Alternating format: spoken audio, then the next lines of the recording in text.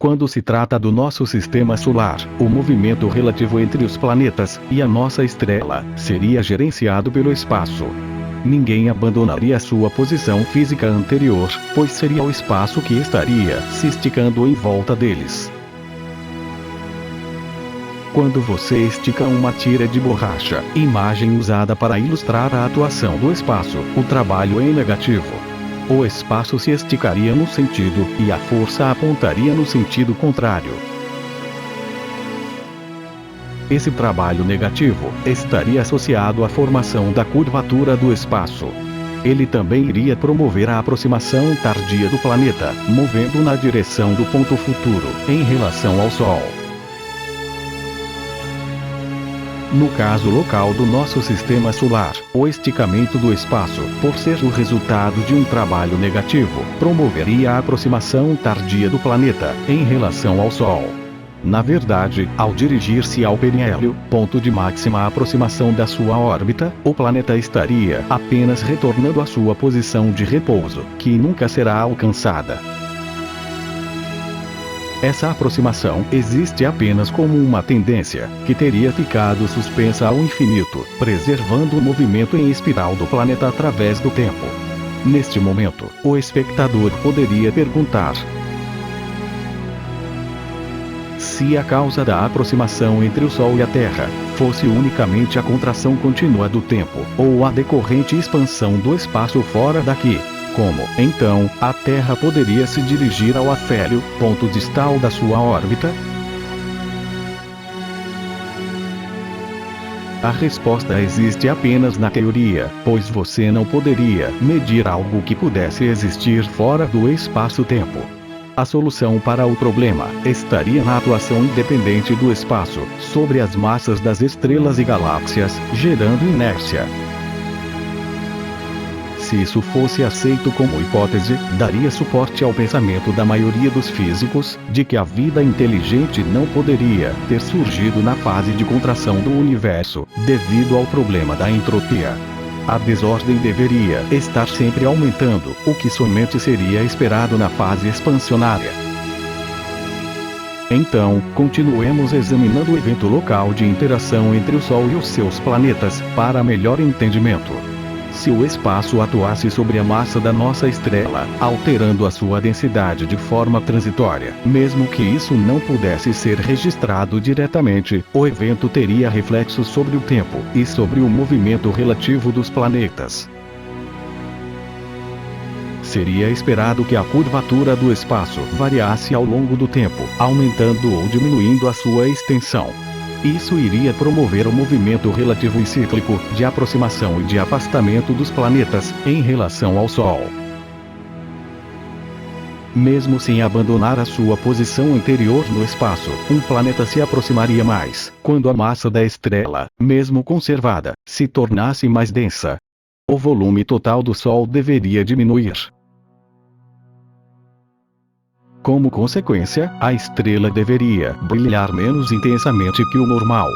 O aumento da densidade solar resultaria num aumento da tensão entre a estrela e o planeta, predispondo à aproximação entre eles. É como se num primeiro momento, o Sol empurrasse a Terra para longe de si, quando a curvatura do espaço aumentasse.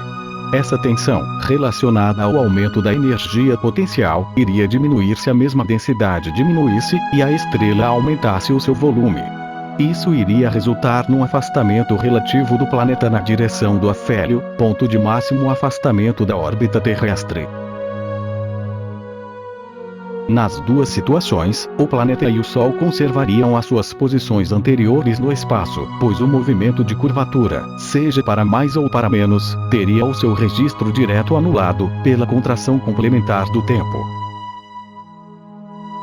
Essa visão de atuação independente do espaço, mostra que na nossa dimensão observável, a única que existe de fato, o tempo aceitaria duas interpretações. Uma é a clássica, que nos diz que o tempo estaria sempre se dilatando depois do Big Bang, e na direção do nosso horizonte de eventos, acompanhando a contração contínua do espaço. A outra interpretação alternativa é que o tempo estaria apenas se contraindo menos naquela direção, e não se dilatando. É que o aumento do volume da estrela se associaria com uma menor curvatura do espaço, diminuindo a energia potencial e a tensão entre o Sol e o planeta, resultando no afastamento do último.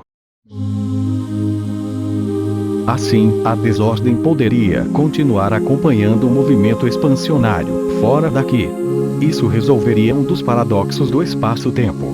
Para fazer essa ousada colocação, você teria que ver o espaço-tempo como se estivesse do lado de fora. Resta-nos resolver o problema da relação entre o espaço e o seu mensageiro, a radiação cósmica. Quando o tempo se contraísse na fase expansionária, até atingir níveis que impedissem que pudéssemos medi-lo diretamente, o espaço ficaria à mercê do seu mensageiro, para nos comunicar quaisquer eventos em que se envolvesse. Inclua-se, aí, o seu próprio movimento de curvatura. A radiação cósmica, que costumamos descrever com o auxílio da palavra luz, atuaria como um mensageiro de pouca confiabilidade.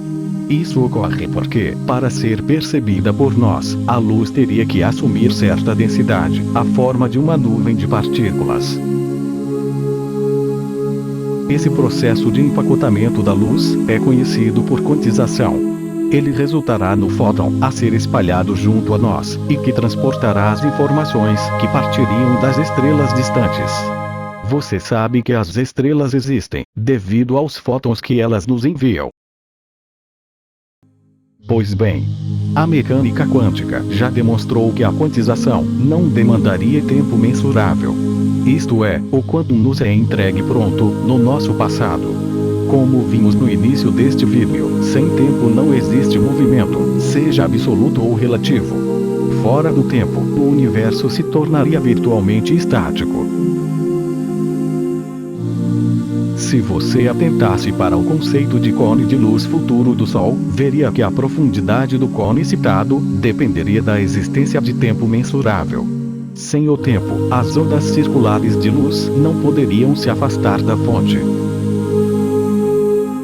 Por semelhança com o que acontece com o nosso cone de luz do passado, os físicos supõem que o cone de luz futuro do Sol teria profundidade. Os dois cones citados seriam avaliados indiretamente pela velocidade limitada da luz, uma vez que o tempo no passado não existe mais, e o futuro ainda não aconteceu. Note-se que a contração do tempo, na fase inflacionária, faria com que a sua seta real apontasse para o nosso futuro, e não para o nosso passado. Como o futuro ainda não aconteceu, o que existe, para todos os efeitos, é o momento presente do universo. É ali que vivemos as nossas vidas, flutuando no tempo.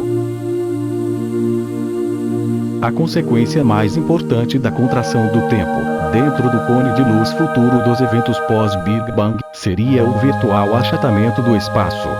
Isto é, mesmo que o espaço se curvasse na fase expansionária, influenciando a densidade das estrelas para mais ou para menos, e gerenciando o movimento relativo entre elas, o espaço permaneceria virtualmente plano, se ele fosse descrito indiretamente pela luz.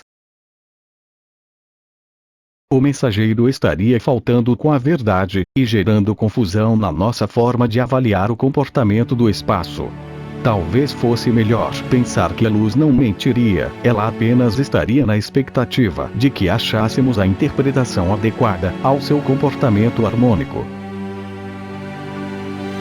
Ao se quantizar, a luz promoveria a polarização dos extremos energéticos do espectro. Isto é, o ultravioleta e o infravermelho acompanhariam o virtual achatamento do espaço, aproximando-se entre si, sem jamais se tocarem. Esse achatamento do espaço desapareceria subitamente com a inversão da seta do tempo, assim que as informações fossem projetadas no céu noturno.